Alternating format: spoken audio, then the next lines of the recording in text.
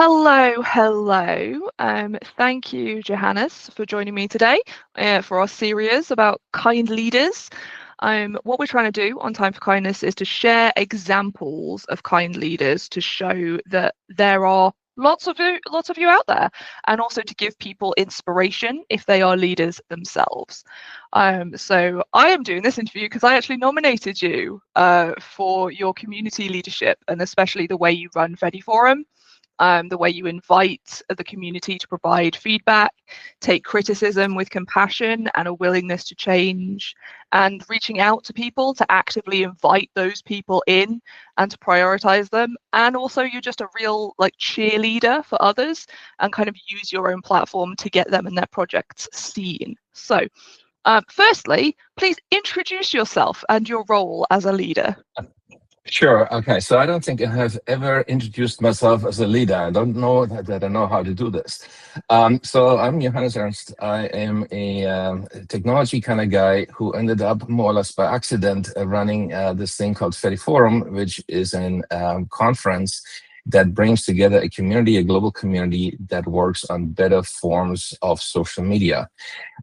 Which is a sort of an unusual kind of topic, because in one of the problems that we have with social media globally, and everybody knows what they are by this at this point, is that there is too few people with agendas that are not the agendas of their users determining what happens globally, whether that's misinformation, whether that's all the AI slop, whether it's all the mental health problems that come from social media. The list is long. And if you want to build an alternate way of social media, how do you do that? I think the way to pick yet another strong, coercive leader and say, this is how we shall do this, is not it. And so what we are trying to do with Fedi Forum is sort of the opposite, which is to reach out to the people who have good ideas and bring them together in a way that together they can create systems that work.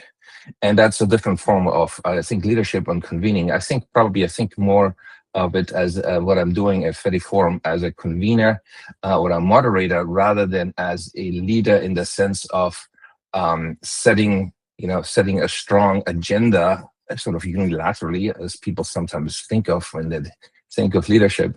But it is more a coordinated function. And of course, I think most leadership in most places is actually more of a coordinated function, because I think it would be a delusion to assume that the leader has the answers and that people working for them do not.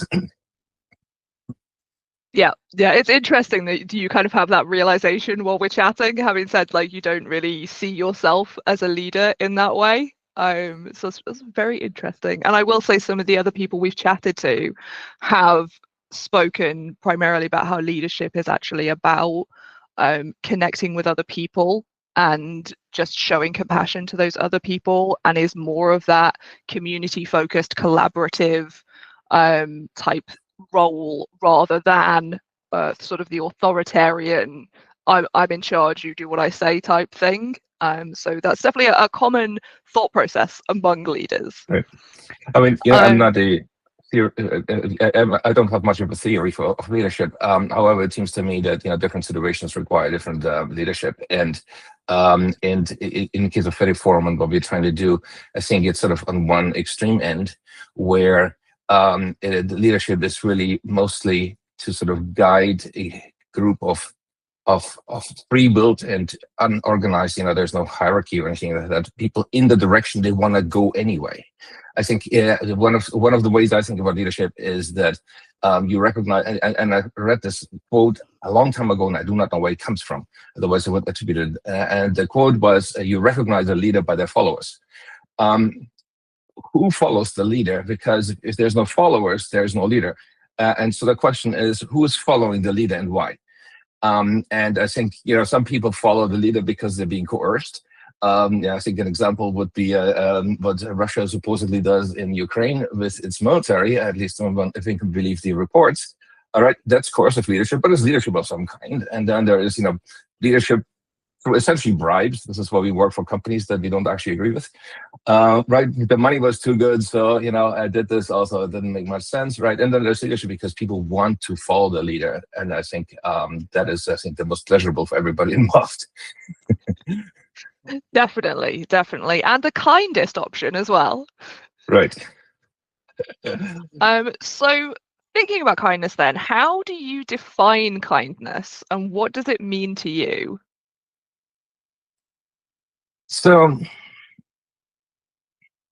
I don't know whether that's a definition of kindness, but I can say how I approach this, which is that assuming you're in a community of people who have good intentions, and not all people have good intentions all the time, but assuming you're in a community of, or a group of people that has good intentions and actually tries to do the right thing, I think the most important part here is to create a relationship with the people and figure out what they're trying to do and why. And that then, and if everybody understands each other and accepts that we have all good intentions, even if we disagree on what the right approach is, then most conflict goes away. And of course can be charted that everybody can support.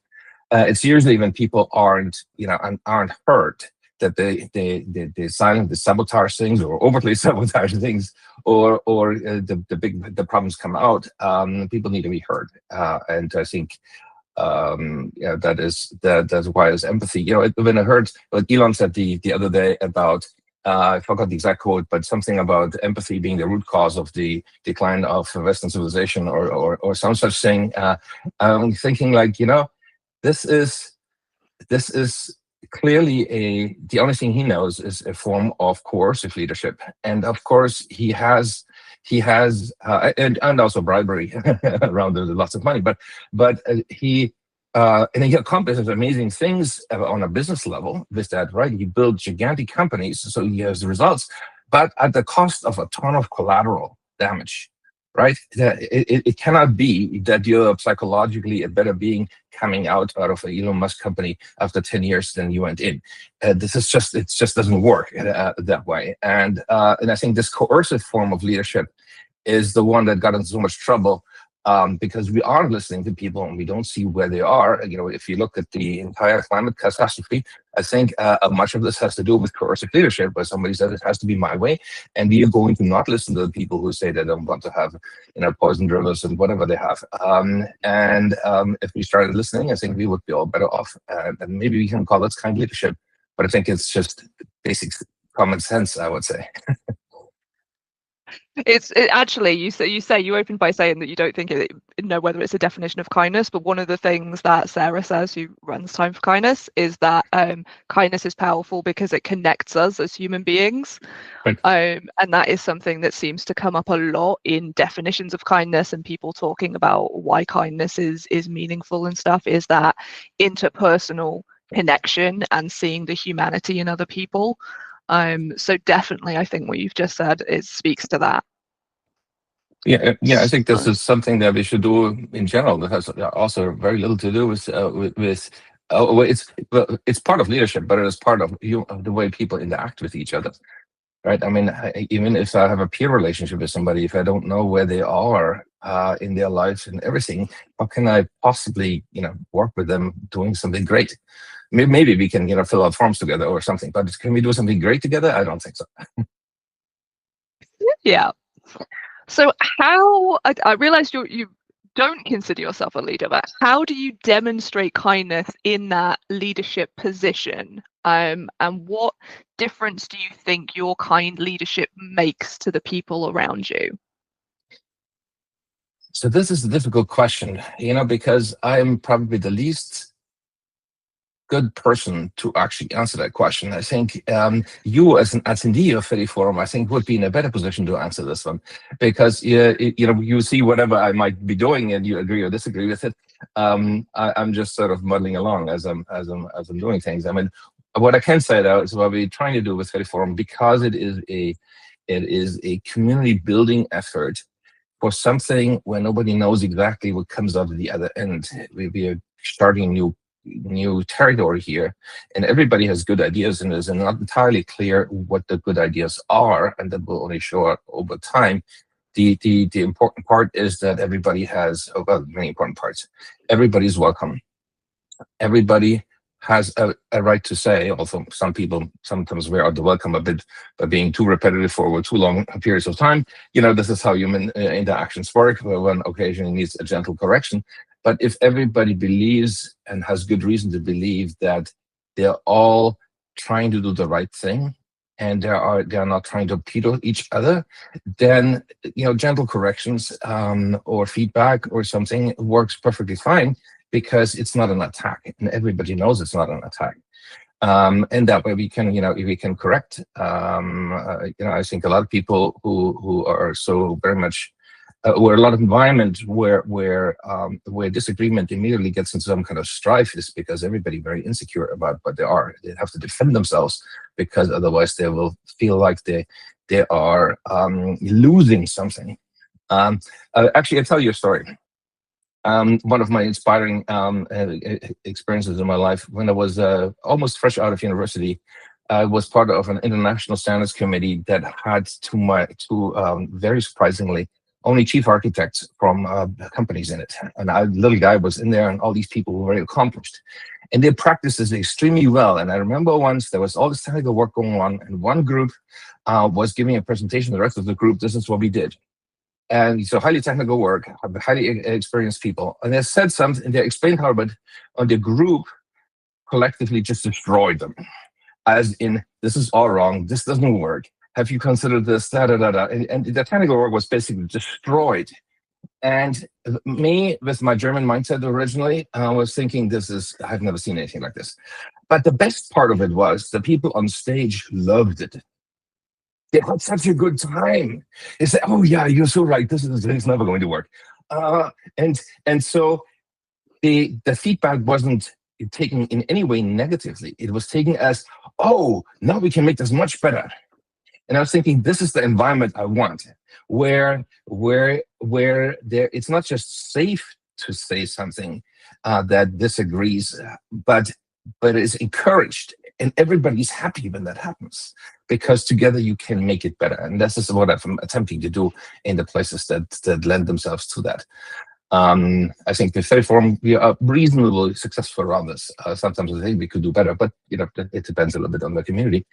And I do know that people, in the feedback that we've gotten from the event over and over, pretty much every time we've run it, is that people say they come out energized and hopeful, and they made new friends. And I think that's the way you create a new movement and a new market and a new community, when everybody comes out and says, "This was great, I want to do this again."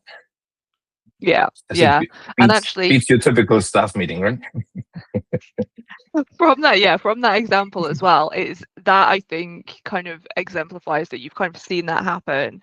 And I think you have taken that into your leadership style, and that the way that kind of plays out at Fedi Forum is that it is so welcoming, and it is so naturally collaborative, in that people from all walks of life, because obviously it's primarily quite a techie space, but there are people like me who are social media people. You've got Elena and people who are more like the creative side of things now. And there's people from all different spaces with all different skill sets, and everybody just shows up and collaborates and offers their view of things and opinions, and people are comfortable to ask and have those discussions, because you have kind of created that community where those things are okay and safe to do. And I think that comes from that sort of creating a culture of kindness and compassion, and it has to come from the top. But and, I want to add that one thing I think we are not as perfectly great at is because Fedi Forum is a global online unconference. So we have had people from all continents, from all sorts of cultural perspectives. And I think we are largely operating Fedi Forum as a Western sort of American-leaning kind of culture. Where certain things are expected in particular ways, and I do not know how that looks like to somebody from South America or somebody from Africa. That may culturally be difficult. On the other hand, we only know so many things. All of us only know so many things about other cultures. So there's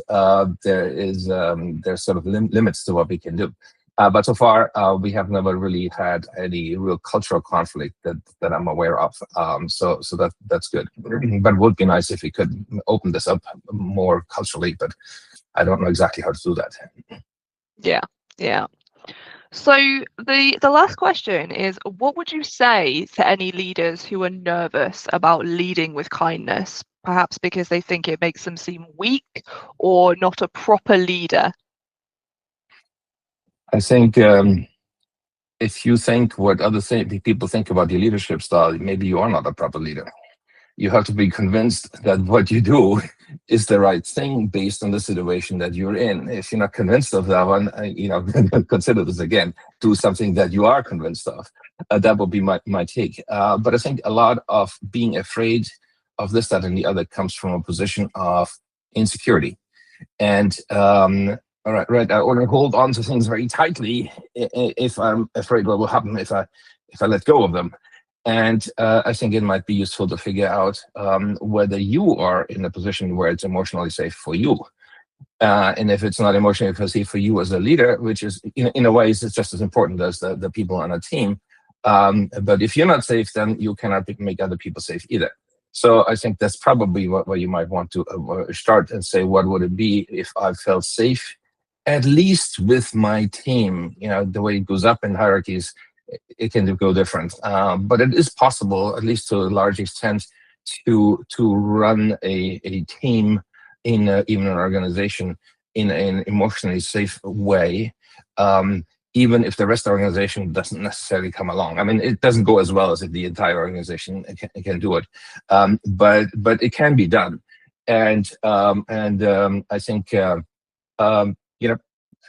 I would just start with being open about what you're afraid of with your team and see what happens. Amazing things might happen, right? Maybe one person at a time, and try it out.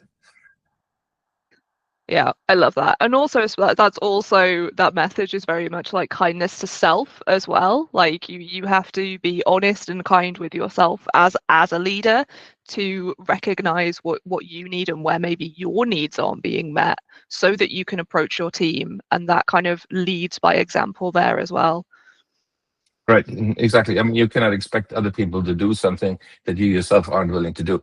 I mean, that's one of the points of leadership. You cannot expect somebody to, for example, quietly receive feedback that may be negative if you aren't willing to do that. I mean, why would anybody do that? And so this is perhaps where it starts.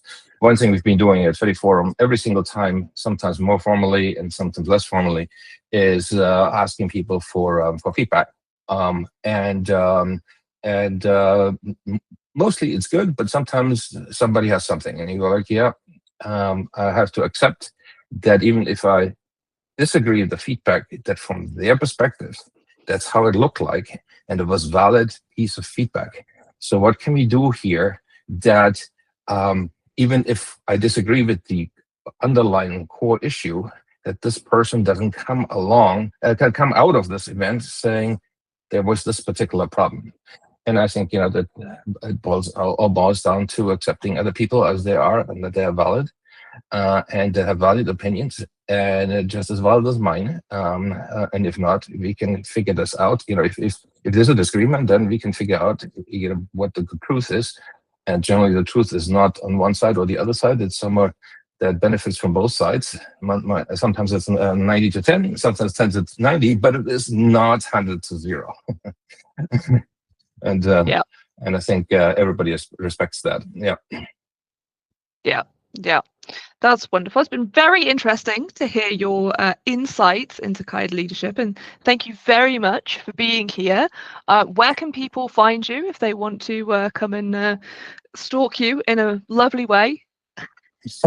So we were talking about FETI Forum. Of course, you can come to FETI Forum, which is fetiforum.org. There's information about future events and past events. And for me personally, the best way to get a hold of me is through my personal landing page, so to speak.